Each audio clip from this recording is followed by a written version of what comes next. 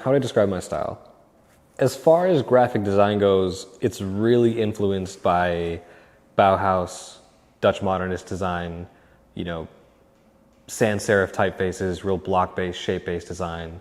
Thinking about David Carson and Chris Ashworth and Ray Gun Magazine. I could go on and on about the list of designers specifically, but a lot of it is very, very shape-based, very Dutch-inspired, very Bauhaus-inspired. So that's the design side of things. And then the art side of things, you know, it's everyone from Takashi Murakami to James Jean. But you'll see the Virgil Abloh book in the studio. Virgil was a huge inspiration to me because as an artist, he touched so many different realms, but he also looked a little bit like me. You know, when you think about art and design, there's not a lot of people in the world that are dark-skinned artists that make it in mainstream media. So just seeing what he did for all the fashion houses and all the work that he did with Off-White, you know, he was a massive, massive inspiration to me. And he's a hard guy to pin down as far as an artist bio. And I feel like I'm the same way. And I think it's because I'm so inspired by guys like him and Pharrell and Kanye. So if we take it all the way back, a lot of the influences come from the music that I listened to growing up. Everything from Black Flag to Tribe Called Quest to Kanye in the early 2000s, and just watching how they bridged the gap between fine art with films like Runaway that Kanye did and just mainstream media was fantastic.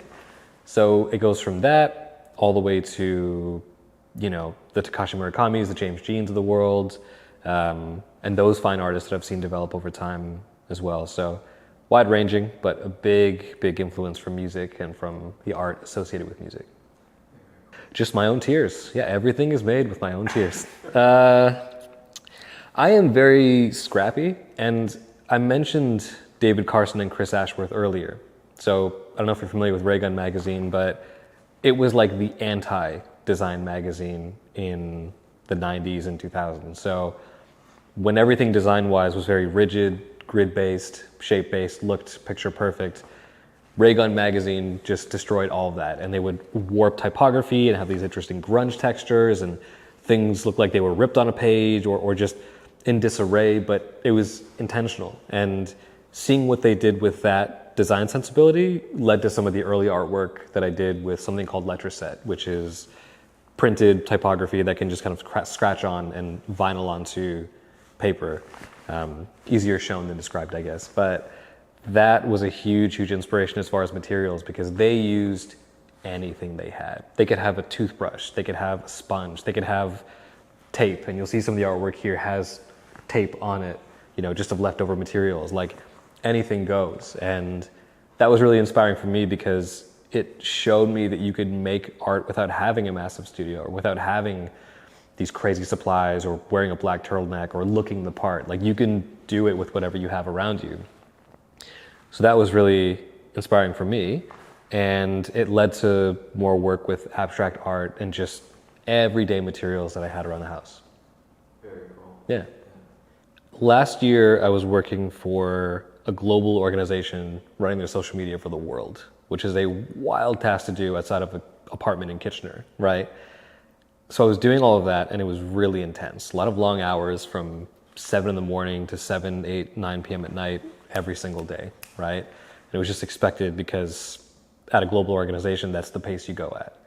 So I was feeling burnt out from that. And also just burnt out from, I don't know, existing during a pandemic, which is also an insane thing, right?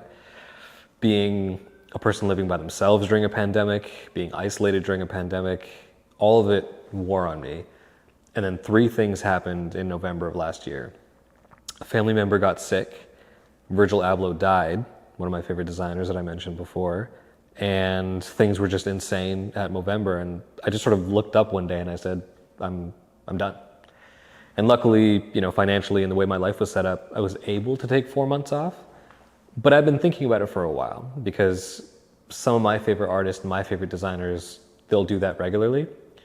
One of the people that comes to mind is Stefan Sagmeister. Steven Sagmeister? Sagmeister, who runs a design firm called Sagmeister and Walsh. He, every 7 years, will take a full year off to take a sabbatical. And it's kind of an insane notion, because like imagine taking a year off work where you just did nothing. And I remember seeing that when I was living in Vancouver because I came across his happiness exhibit. And I was like, that's such an interesting concept to just take a year off. It's so much the antithesis to everything I've been taught from a capitalist society growing up that says work every day, work super hard, 9 to 5, get a house, get a car, all these sort of trappings of everyday life here, especially in Ontario.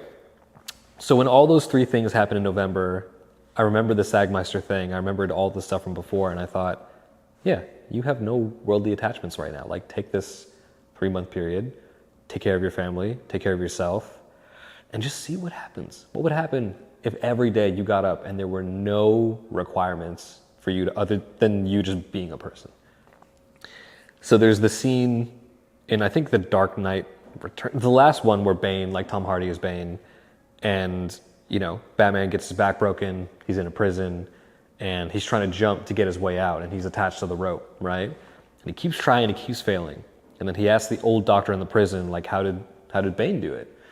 Then he goes, Bane jumped with no rope, no ties or expectations. So, Bruce Wayne, Batman climbs up, no rope, jumps, makes it, climbs out. But in a long roundabout way, my life kind of felt like that scene of no support, no rope, take these 3 months off, see what happens. And at first it was really scary because you're so used to a routine, rigid schedule of I get up and I do this, and then I go to work, and then I come home. Not having that was scary at first, but then after I really leaned into it, then that's when the physical art thing happened, and yeah, I fixed a lot of the habits and bad things I had going on from the past 2 years in that 3-month period, so it was worth it. There aren't as many challenges with what I'm working on. I think I'd like to get much better at fine art portraits. A lot of my work has been abstract in nature right now or using letraset, but I really want to tackle a portrait. I really want to tackle fine art, that I've seen with Matisse and all the artists that I really admired growing up. It was always really daunting for me to do because I'm not naturally good at figure drawing, life drawing, portraits and things like that. But I don't want to let that stop me from trying it either, So that's a challenge on the art side. A challenge on the spiritual side of things and the mental side of things is just healing after the past 2 years. I've kind of realized there's no point producing as much as I do or doing as much as I do if I'm not healthy or if I'm not well. And I think the past 2 years taught me that it's okay to just work on that and not do anything super cool or interesting, even if that means taking a break from art, because I don't think there's a point to working on it if I'm not where I should be health-wise, I want to start a creative agency, or I shouldn't say want, I will start a creative agency here in the city. And I would love to keep continuing as a physical artist, somebody that works with canvases and different mediums and, artworks that get bigger and bigger and bigger. I've done too many things over this lifetime of mine, and now that I'm in my early 30s, I want to narrow down what I really want to get good at, I think my 20s were so focused on just throwing things at the wall and seeing what sticks, like a lot of us are.